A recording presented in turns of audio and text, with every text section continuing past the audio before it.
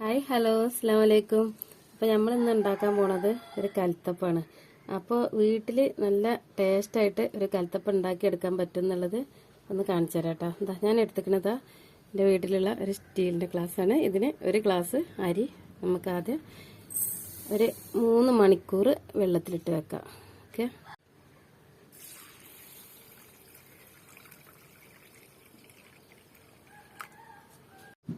അപ്പം നമുക്ക് ഇതിലേക്ക് ആവശ്യമായിട്ടുള്ള ശർക്കര ഉരുക്കിയെടുക്കാം.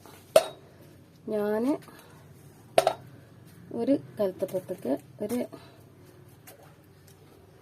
4 കഷ്ണം ശർക്കരയാണ് ഉരുക്കിയെടുക്കുന്നത് കേട്ടോ. അപ്പോൾ ഇതിലേക്ക് കുറച്ച് വെള്ളം ഒഴിച്ചിട്ട്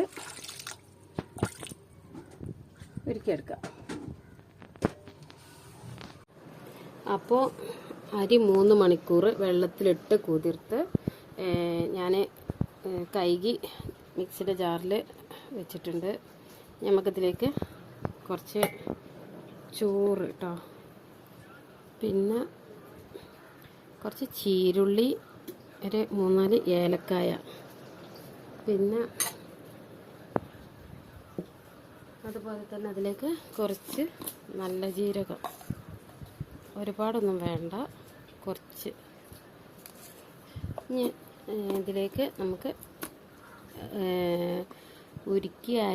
ശർക്കര ഉരുക്കി അരിച്ച് വെച്ചിട്ടുണ്ടായിരുന്നു, ഇത് ഒഴിച്ചു കൊടുത്ത് ഇനി ഇത് അരച്ചെടുത്തിട്ട് വരാം. ശർക്കര, ചീരുള്ളി, നല്ല ജീരകം, പിന്നെ ഏലക്കാഴ, അതെല്ലാം കൂടെ അരച്ചെടുത്തതാണിത്. ഇതിലേക്ക് ഇനി ഒരു കോഴിമുട്ട പൊട്ടിച്ച് ഒഴിച്ചിട്ടുണ്ട്. ഇത് കഴിഞ്ഞിട്ട് ഇതാ ഒരു ഞാലിപ്പൂവനാണ് പഴം.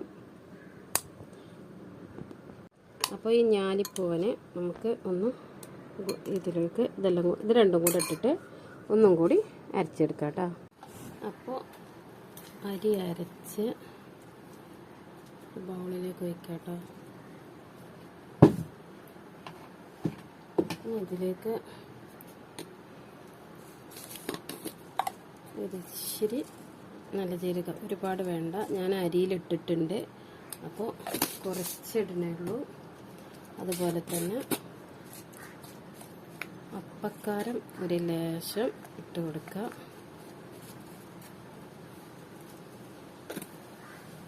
പിന്നെ മധുരം ബാലൻസ് ചെയ്യാൻ വേണ്ടിയിട്ട് ഒരു ഇച്ചിരി ഉപ്പ് ഇട്ട് കൊടുക്കുക. ഇനി ഇത് നന്നായിട്ടൊന്ന് ഇളക്കാം.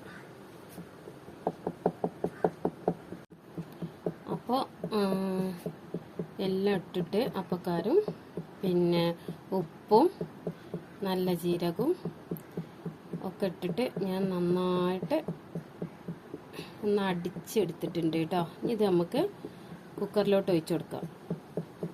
അപ്പോൾ ഈ അടിച്ച് വെച്ച മാവിലോട്ട് കുറച്ച് തേങ്ങാകൊത്ത് കൂടെ ഇട്ട് കൊടുക്കുന്നുണ്ട് കേട്ടോ. അപ്പോൾ ഗ്യാസ് കത്തിച്ചു, ഒന്ന് നമ്മുടെ കുക്കറൊന്ന് ചൂടാവണം കേട്ടോ.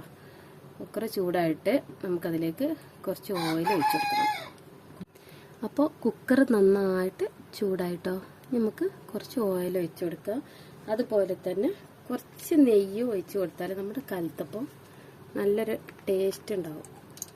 കുറച്ച് നെയ്യ്. ഇത് നന്നായിട്ടൊന്ന് ചൂടായിട്ട് നമുക്ക് ഈ മാവ് ഒഴിച്ചു കൊടുക്കാം. അപ്പോൾ ഇതാ നമ്മുടെ ഓയിൽ നന്നായിട്ട് ചൂടായിട്ടുണ്ട്. ഇനി ഇതിലോട്ട് ഞാൻ ഈ മാവ് ഒഴിച്ചു കൊടുക്കാം കേട്ടോ. അപ്പോൾ മാവ് ഒഴിച്ച് കൊടുത്ത് ഇനി നമുക്കിതിലോട്ട് കുറച്ച് തേങ്ങാക്കൊത്തുകൾ എടുത്ത് വെച്ചതില്ലേ, അത് ചുറ്റുഭാഗത്ത് ഇട്ട് കൊടുക്കാം കേട്ടോ.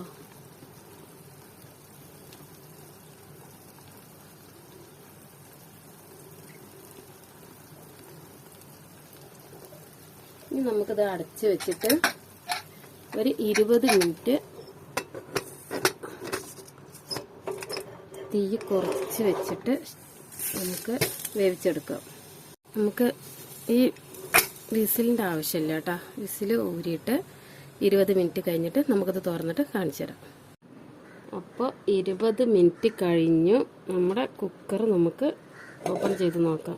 ഇത് കണ്ടോ, നന്നായിട്ട് പൊങ്ങി വന്നിട്ടുണ്ട്. നല്ല എന്താ പറയുക, ആരെടുത്ത് വന്നിട്ടുണ്ട്.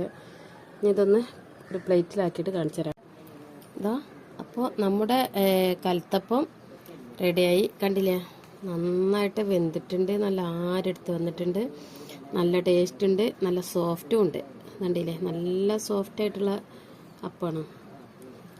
അപ്പോൾ വീഡിയോ ഇഷ്ടപ്പെട്ടാൽ ലൈക്ക് ചെയ്യാൻ മറക്കരുത്, ഷെയർ ചെയ്യാൻ മറക്കരുത്, സബ്സ്ക്രൈബ് ചെയ്യാൻ മറക്കരുത്, കമൻറ്റ് ചെയ്യാൻ മറക്കരുത്. വീണ്ടും ഒരു വീഡിയോ ആയിട്ട് ഞാൻ വീണ്ടും വരാം കേട്ടോ. എന്നാൽ ശരി, ഓക്കെ, അസ്സലാമു അലൈക്കും.